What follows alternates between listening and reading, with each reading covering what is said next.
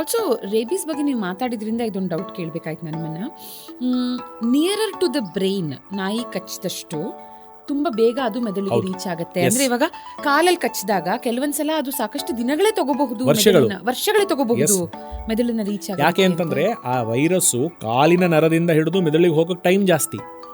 ನಿಧಾನಕ್ಕೆ ಅದೇನು ಒಂದೇ ಸಮ ಏನು ಹೈವೇ ಅಲ್ಲ, ಹಂಗೆ ಮೇಲ್ ಇದ್ದಕ್ಕಿದ್ದಂಗೆ ಹತ್ತಕ್ಕೆ ಅದು ಒಂದು 1 ಮಿಲಿಮೀಟ್ರು 2 ಮಿಲಿಮೀಟ್ರು ಆ ಥರ ನಿಧಾನಕ್ಕೆ ಹತ್ಕೊಂಡು ಬರುತ್ತೆ.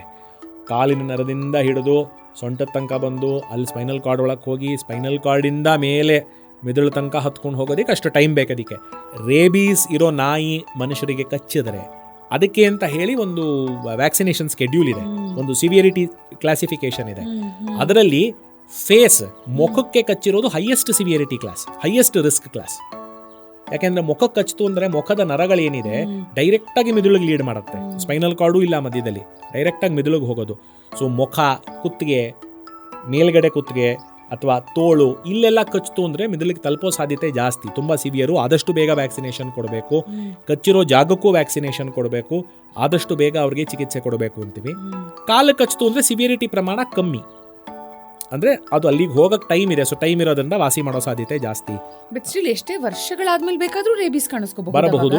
ಜಸ್ಟ್ ಇನ್ ಕೇಸ್ ರೇಬೀಸ್ ನಾಯಿ ಕಚ್ಚಿದ್ರೆ ಎಷ್ಟು ಅಡ್ವಾನ್ಸ್ ಆಗಿದ್ರು ರೇಬೀಸ್ಗೆ ನಮ್ಮಲ್ಲಿರೋ ಟ್ರೀಟ್ಮೆಂಟ್ ಆಪ್ಷನ್ಸ್ ತುಂಬಾ ಕಮ್ಮಿ.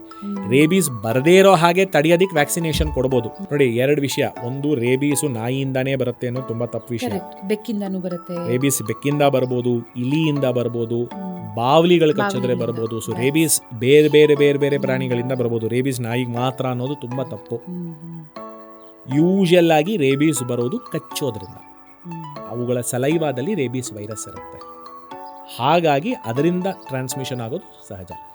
ಪರಚೋದು ಮಾಡೋದು ಅದರಿಂದ ಬರೋ ಸಾಧ್ಯತೆ ತುಂಬ ತುಂಬ ತುಂಬ ತುಂಬ ಕಮ್ಮಿ. ಯಾಕೆ ಗೊತ್ತಾ, ಪರಚಿರೋ ಜಾಗನ ಮತ್ತೆ ಅವು ನೆಕ್ಕಿದ್ರೆ ಮಾಡಿದ್ರೆ ಅದರಿಂದ ಏನೋ ಕಂಟ್ಯಾಮಿನೇಷನ್ ಆಗ್ಬೋದು, ಬಟ್ ಪರಚೋದ್ರಿಂದ ಮಾಡೋದ್ರಿಂದ ರೇಬೀಸ್ ಬರೋ ಸಾಧ್ಯತೆ ಇಲ್ಲ.